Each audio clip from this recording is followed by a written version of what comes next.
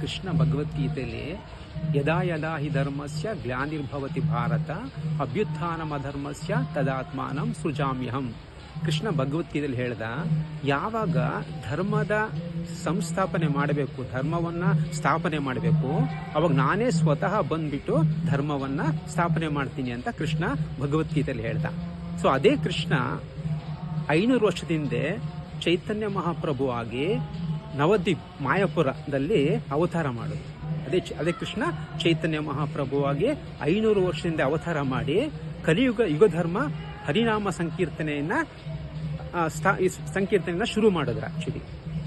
Actually ಚೈತನ್ಯ ಮಹಾಪ್ರಭು ಮತ್ತೆ ಕೃಷ್ಣ ವ್ಯತ್ಯಾಸ ಇಲ್ಲ. Actually according to Vaishnava philosophy, Shrikrishna Chaitanya, Radha Krishna ನೈರನ್ಯ. There is no difference between Chaitanya Mahaprabhu and Krishna. And Chaitanya Mahaprabhu personal secretary ಸ್ವರೂಪ ದಾಮೋದರ ಗೋಸ್ವಾಮಿ ಅವರು ಹೇಳ್ತಾರೆ, ರಾಧಾ ಮತ್ತೆ ಕೃಷ್ಣ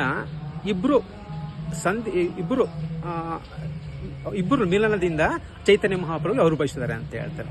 ಅದಕ್ಕೆ ಚೈತನ್ಯ ಮಹಾಪ್ರಭು ಬಂದಿದ್ದ ಉದ್ದೇಶ ಕಲಿಯುಗದಲ್ಲಿ ಹರಿನಾಮ ಸಂಕೀರ್ತನೆಯನ್ನ ಮಾಡೋದು ಎಷ್ಟು ಬಹಳ ಮುಖ್ಯ ಅನ್ನೋದನ್ನ ಪ್ರಚಾರ ಮಾಡಲಿಕ್ಕೋಸ್ಕರ ಚೈತನ್ಯ ಮಹಾಪ್ರಭು ಅವತಾರ ಮಾಡಿದ್ರು.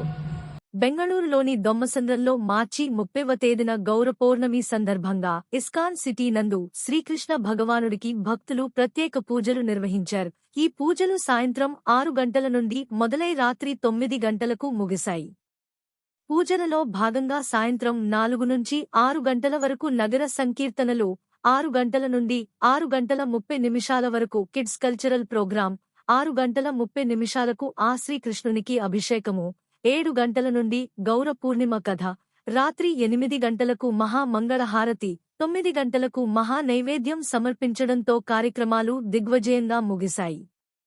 ఈ కార్యక్రమాలలో అనేక మంది భక్తులు పాల్గొని శ్రీకృష్ణ భగవానుని నామసంకీర్తనలతోనూ ధూపదీప రకరకాల నైవేద్యాలతోనూ సేవించుకున్నారు. నగర సంకీర్తనలతో ఆ వీధులన్నీ ఆధ్యాత్మిక చింతనతో నిండిపోయాయి.